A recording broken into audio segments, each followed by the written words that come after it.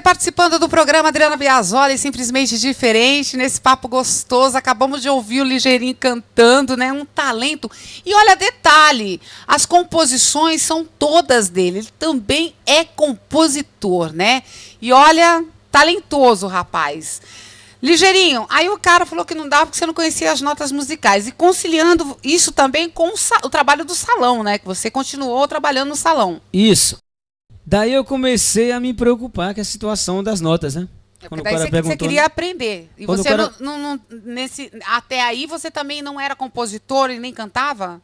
Não, nessa época eu não sabia fazer nenhum verso. Sério? Não, nessa época aí eu não era compositor. Tocava. Não era compositor e nem cantava também, né? E pra mim, na minha cabeça, eu nunca iria ser um cantor, porque eu achava minha voz feia demais. Caramba, você tem uma voz linda. Obrigado, filho. Ainda bem que tem alguém que gosta, né? Lógico que tem. Minha mãe também, rapaz, ela gosta mais da minha voz. Quem vai gostar? Aí o que acontece, Adriano? Aí eu mudei de salão, né? E já nessa preocupação, digo, eu vou dar um jeito de arrumar um dinheirinho, fazer um curso aí na área musical para pegar, estudar um pouco partitura e tudo mais. Nesse meio tempo aí, desculpa interromper, nesse meio tempo você casou, namorou, teve filho ou não? Não, nessa época eu não, sempre tive mulher. Mas filho eu vim... A mulher que teve, né? Meus filhos foi quando eu cheguei aqui em Jandira, né? Jandira e Itapevi. Ah, tá. Você namorava, então. Você nessa época eu morava só em Osasco. E namorava uma conterrânea lá de Juazeiro do Norte. Ah, tá. E ela morava lá, não? Morava aqui? Não, ela morava aqui. Ah, tá. Então você namorava. Né? Aqui deixou chorando. Não tive mais contato com ela. Quando cheguei lá, já tinha casado já. Oh, meu Deus, ele foi atrás, ó. Então, vai dar aí eu comecei estudando, né?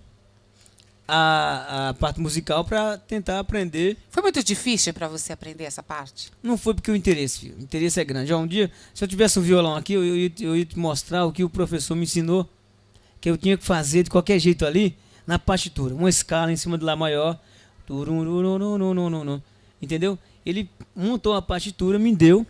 Aquela partitura falou, se você não aprender isso aí, não tem como se solar. Aprender solo e tudo mais, introdução de música e tudo. Aí eu falei, rapaz, aprender partitura assim do nada é difícil. Mas falou, as primeiras notas que você tem que aprender, dó, ré, mi, fá, sol, lá, si, dó. É o básico. Aí depois vem os menores e etc. Mas é o básico. Eu aprendi tão fácil, filho. O interesse é a necessidade. A vontade também. A vontade. Você consegue. Eu vou conseguir. Você vai pra cima, você consegue. Não tem esse negócio, não tem meio termo. Ah, não sei, não vai dar, isso aí não funciona. Foi que nem no salão. Igualzinho. Porque o salão, a princípio, você só cortava. Depois você começou a fazer o quê? Vamos fazer um monte de coisa. Entendeu? Aí é um processo, né? A minha história é comprida. Vamos resumir isso aí. Vamos resumir esse negócio aí. Então, aí fui lá, o professor falou assim, assado. Voltei lá na outra semana, eu cheguei lá, rapaz, olha, eu vou fazer a escala pra você. Em cima de lá. Ele falou, o mesmo cara. O mesmo professor. Ele falou, mas não acredito. Agora tem um detalhe. Eu paguei esse professor e mais um professor fora, em casa, para dar aula. Então, quando eu saía de um, eu ia pro outro. Entendeu? Foi na quando foi no outro final de semana, eu voltei lá e falei, e aí, Lorival? Pegou, você interessado? Eu falei, rapaz, eu acho que eu consegui fazer esse solo. Aí peguei de baixo, né? Aí beleza. Aí ele falou, mas rapaz, que incrível, meu. Eu não acredito. E ele pensava que eu estava lendo a partitura. Mas eu estava olhando para a partitura e estava fazendo solo de ouvido, né? Eu gravei tudo na minha cabeça, o interesse. Ficou lá registrado. Beleza. E daí pra frente, filho, aí foi só alegria. Comecei a tocar violão. Aí só veio um desespero que eu tive aqui em Osasco. Eu tava tocando guitarra, tocando pra cara, todo mundo me olhando, né? Aí chegou um cara com um tecladinho ali, meia boca, um 520 da Yamaha. E começou a tocar um forrozinho sem saber tocar dó, ré, mi, só em duas notas. É na mundinha, aquele negócio lá. Luiz Gonzaga não morreu. Em duas notinhas, rapaz, o cara tesourou meu show. E eu tocando difícil pra caramba, que eu tava tocando. Eu tocava uma música de Djavan, tocava uma música de Elba Ramalho. Aí ele veio com essa história de forró. E o pessoal, todo mundo gostando de Raul Seixas, gosta de tocar também. Né? Um negócio bonitinho, bem bonitinho mesmo, tinha aprendido na escola, com qualidade, né? Um negócio mais qualidade, né?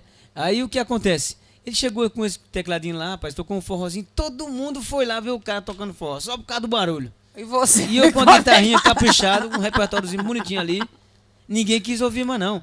Foi daí onde veio a intenção de aprender a tocar teclado. Eu falei, agora eu vou Pegar.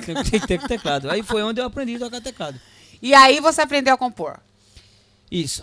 A história da composição foi uma casa de show que me obrigou a ser um compositor. Oh, meu Deus. Não é. Eu fui tocar numa casa de show, na realidade, só para concluir. E aí eu fiquei 6 anos numa casa só. Tocando direto, sem parar. Só tocando? Forró, sertanejo e algumas que chegassem. Você não cantava, só tocava? Só tocava, fazia um back vocal, a segunda e uma tercinha de vez em quando. Com um camarada que cantava comigo, com o Beto Cachoeira, que canta muito bem. É meu amigão. É um primeira voz muito bom. E aí, rapaz, por que eu me interessei a cantar? Porque eu comecei a compor. Eu tenho uma pasta lá em casa dessa altura assim de música.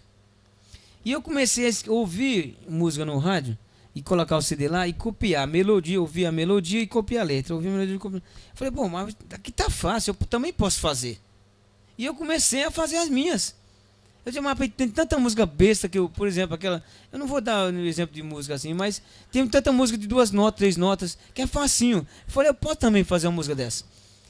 Aí eu comecei a compor, foi daí onde veio as ideias de compor e tudo mais. Aí eu comecei a compor, tocar, aí comecei a compor e aí eu fazia as músicas, mas não sabia cantar. Eu falei, mas caramba, eu não consigo cantar essas músicas, mas eu tenho que aprender, entendeu? Aí entrei numa escola, comecei a estudar técnica vocal na Do Ré Mi ali em Barueri, estudei no Teatro de Barueri, né? E daí eu comecei a compor essas músicas e comecei a cantar minhas músicas. É mais fácil para quem tem conhecimento musical tocando aprender a cantar ou não? Quem toca um instrumento, quando vai estudar aula de música, ele tem uma noção melhor. É mais fácil. Quer dizer, é menos difícil. Normalmente quando você vai ter aula de música, você vai trabalhar em cima da nota, né? Começa do grave até o agudo. Aí você só vai ver a sua extensão de voz. Se você tem muito grave, se você tem menos grave, bastante agudo. Por exemplo, Zezé de Camargo e Luciano, a dupla em si, eles cantam agudo. Né? Olha, tem muito vendo e você... o Nego Solimões já é mais grave, né? Vendo você cantar, assim, e ouvindo você cantando, dá a impressão que assim você já nasceu para isso. Não aparenta que você teve que aprender. A impressão que nós temos é que você tem assim uma facilidade para fazer tudo isso que parece que você já nasceu cantando. É essa a impressão que você nos passa. Não, mas tudo isso foi aprendizado. Vem assim já uma raiz, entendeu? Você vai aprender a tocar instrumento, você tocar para cantor, depois você gravar a melodia das músicas. Entendeu? Aí você vê que você não tem aquela voz legal, você tem que educar a sua voz. Mesmo o cantor, ele tendo dom, ele tem que educar a voz. Você compôs alguma música sertaneja? Essa que eu cantei agora é sertaneja. Sim. Caminhoneiro do apaixonado. Caminhoneiro. Alguma outra que fez sucesso? Não, sucesso eu nunca. Eu só faço sucesso lá em casa, filho. Que mãe gosta e minhas filhas, quando eu começo a cantar, minha filha fica tudo cantando, né?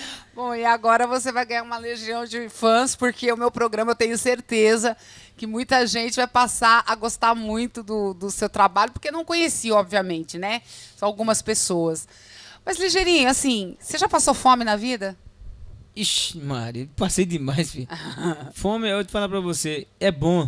Lá na terrinha ou aqui em São Paulo? Passei lá e aqui.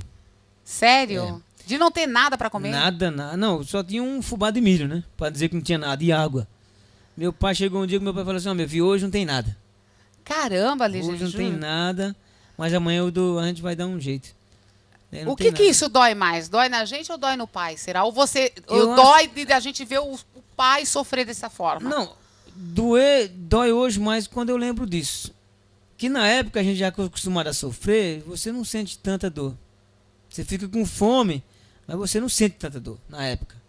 Entendeu? Porque o seu pai chega para você, ó, filho, hoje não tem nada. Você tem que concordar e não pode reclamar. Se chorar, não adiantar. Você lá no meio do mato, lá, você não entende muito. Eu era pequenininho quando isso aconteceu, né? Agora aqui em São Paulo, eu passei fome. Eu passei fome, muita fome aqui, morando sozinho, né? Sério? Dificuldade, né? Desempregado. Por exemplo mesmo, quando eu tinha vontade de terminar meus estudos, né? E eu tive que pagar uma escola seta ali em Osasco, de frente do Shopping Praza. Naquela época não tinha supletivo, essas Tinha coisas. supletivo, eu estudei naquela escola seta. Mas era paga? Paga. Fica na Antônio Angu, Aham. ali. Em frente do Shopping Praza, né? Aham. Na Antônio Angu. Então eu pagava aquela escola e pagava aluguel para morar, ainda pagava esse curso e tinha que estudar, tinha que pagar o curso de música, né? E tinha que trabalhar. E teve uma hora que não cheguei em casa, não tinha nada para comer. Você acredita? Eu acredito. Eu não tinha nada para comer. E eu tinha que ir para a escola e fui com uma fome danada. Hoje você, Ligeirinho, tem um salão ali perto, em Jandira, ali perto da Policlínica, um salão muito bem montado, tá bonito, tá legal. As suas clientes sabem dessa sua carreira musical ou não? Não, a maioria não sabe, né? Tem uns que sabem porque já me acompanham há muitos anos. Que eu tenho 15 anos que cheguei aqui em Jandira, né? Eu tenho um salãozinho ali há muitos anos. Antes eu tinha um salão aqui, depois vendi pro Gil Cabeleireiro, que se tornou um grande profissional também, que é outro lutador, né? Ele conseguiu ficar muito tempo ali, depois de trabalhar com ele, depois sempre tive meu salão aqui por perto, né? E não deu certo, tive abrindo o meu também, que eu tenho que pensar nos meus projetos. Esse tá legal, tá bem montado, tá Graças bonito. a Deus, meu salãozinho hoje é uma benção, entendeu? Tenho muito contato, muito cliente no meu salão. Tem filho, ó, você casou, tem filho. Tenho 3 filhinhas, né? Quantos anos? Tenho uma de 10, uma de 8 e uma de 1 ano e 6 meses. Então manda um beijo pra elas, né? Aproveita. Aproveitar e mandar um beijo para minhas filhas. Eu tô o tempo todo olhando para vocês, esquecendo da câmera ali. Fala o nominho delas que elas vão ficar contentes de ouvir. Emily, Evelyn e Kevin. Nossa. E tem mais uma que eu crio, que é a Beatriz. Olha que bonitinho, ainda tem uma adotiva, que bacana.